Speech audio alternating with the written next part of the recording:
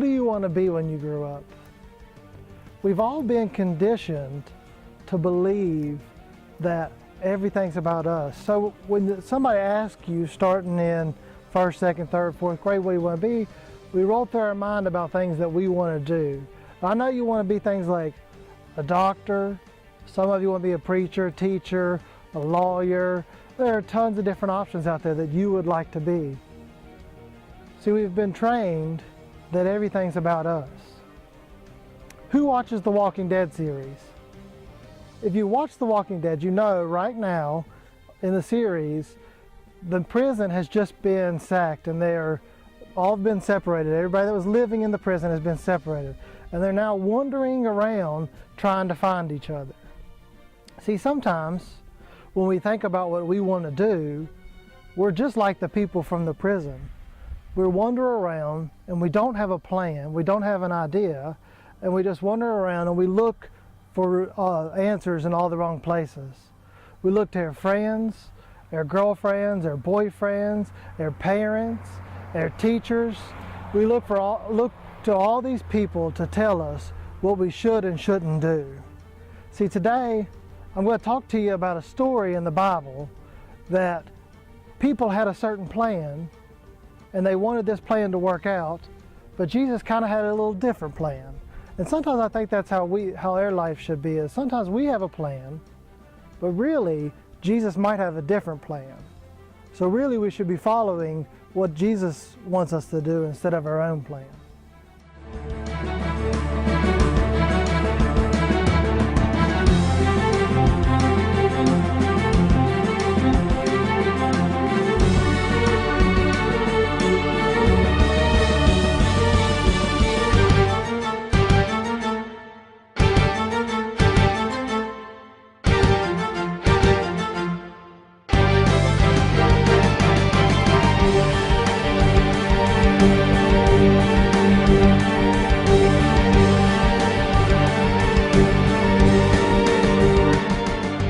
See, I'm not saying that it's bad to listen to the people that we trust, because yes, we do need their opinions and we do need them to tell us some things to do.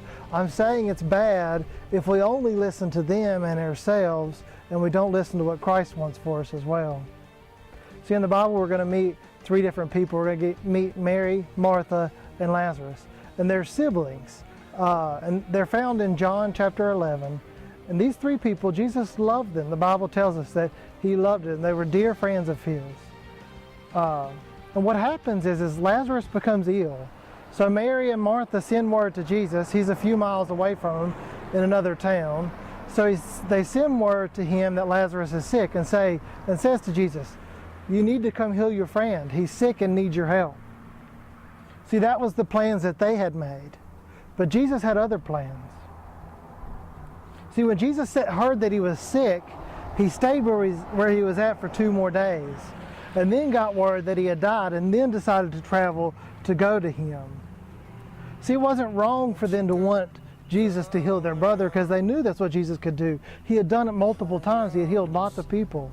But that wasn't the plan that Jesus had. I think sometimes we're like Mary and Martha. We send Jesus our plans and ask him to follow through with our plans. We tell Jesus what we want and expect him to provide it. See, I went to Wildfire this couple weekends ago, and I got to hear some speakers. And I got to hear a football player, and he kept saying, this is what happened to me, this was what I wanted, I broke my leg, I broke my arm, whatever he said. And then he said, but God came through. These were my plans, but God came through. He's fairly famous and made lots of money. But he kept saying that it was his plans and God came through. The next day, we got to hear from Paul Tuttle Jr., which is the guy who builds motorcycles, used to, for Orange County choppers. And he didn't say, I wanted it and God came through. He said, I didn't have a plan. I don't know what I wanted. He said, I let God show me where to go. And where God led him was not where he expected to be. He didn't know how to do a motorcycle, but now he does, and he does it pretty awesomely. See, we can't expect when we follow Jesus for us to tell him how to go. See, if we follow Jesus, He's our leader. Instead, sometimes I think what we want is we want to lead Jesus, and then we'll follow Him. Here's what happened in the story of Lazarus. He ends up dying. He ends up dead.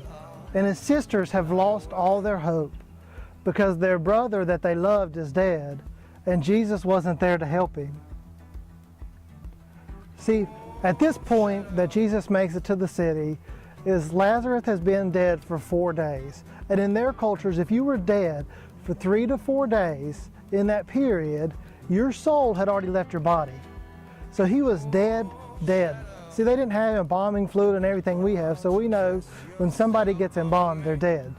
This guy still had all of his blood in him. And he was in the grave for 4 days, which means that he was absolutely dead. There was no hope for him. So his sisters have lost all hope in Jesus. Martha meets Jesus at the gate and says, "Lord, if you had been here, my brother would not have died." She said, "Lord, if you had followed through with my plans, my brother would still be alive." And Jesus said to her, "I am the resurrection and the life. The one who believes in me will live, even though he dies. And whoever lives by believing in me will never die." Do you believe this? She did believe that. She did believe that one day Jesus was going to resurrect everybody. She didn't understand at that point that Jesus was going to do something crazy. She didn't understand that Jesus was going to do something that people hadn't seen before. And see, what happens is Martha's sister comes, which is Mary, comes to Jesus and says the exact same thing to him. She says, "Lord, if you had been here, my brother would not have died." She said, "Lord, if you would have followed through with my plans, then my brother would still be here with us." See, I wonder if sometimes we're also like Mary and Martha in this way, is that we've seen God's power, we've seen Jesus, we've heard about Him, we've read about Him, we know what He does, but we still don't understand it. We still don't get it. We still don't want His plans, we want our own plans.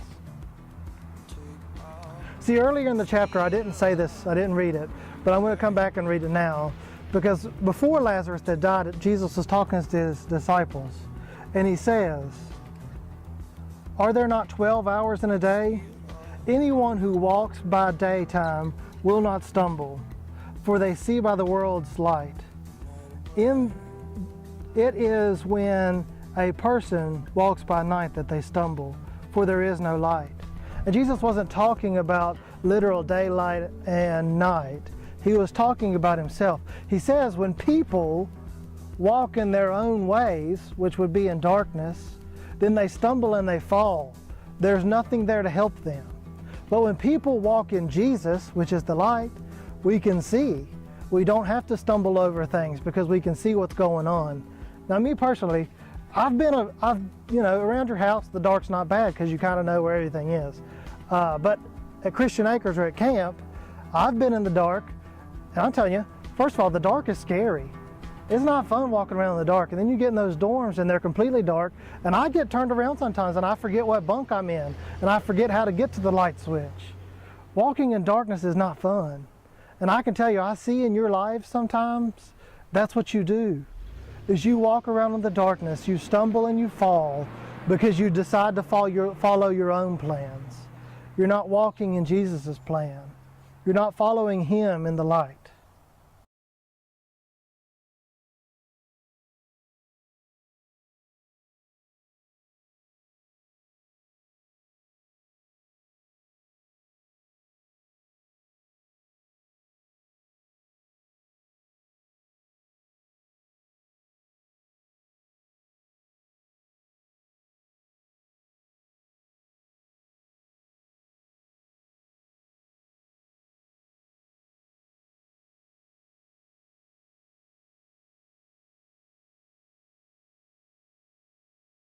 All right, let's get back to the story of Lazarus.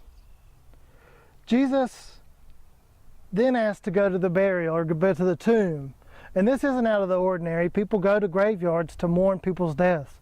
And that's what everybody thought He was doing, was that He was going to go to the tomb and mourn for his friend. But then he gets a little crazy. He does something crazy. He says, take away the entrance of the tomb. Get rid of it. And Martha, the sister of Lazarus, says, but Lord, by this time there is a bad odor, for he has been in there for 4 days. I sure he didn't smell good. I sure he didn't look good. And then Jesus said, did I not tell you that if you believe, you will see the glory of God? So they took away the stone. Then Jesus looked up and said, Father, I thank you that you have heard me. I know that you always hear me. But I said this for the benefit of the people standing here, that they may believe that you sent me. When Jesus had said this, he called out in a loud voice, Lazarus, come out. What do you think happened?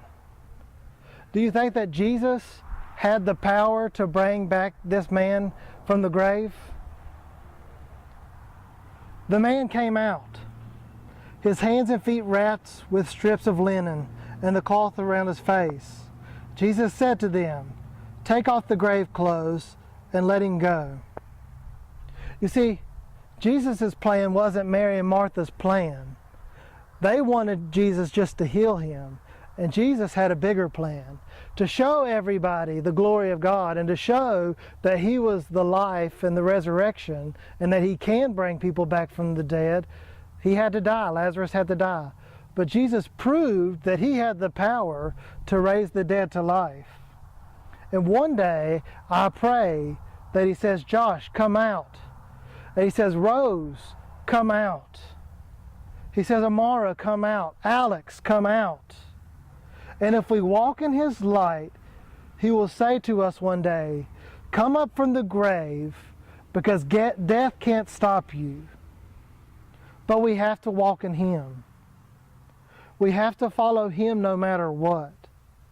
See, our plans aren't necessarily Christ's plans. What we want isn't necessarily what he wants. And if we want him to say to us one day, come up from the grave and live again, we have to follow him no matter what.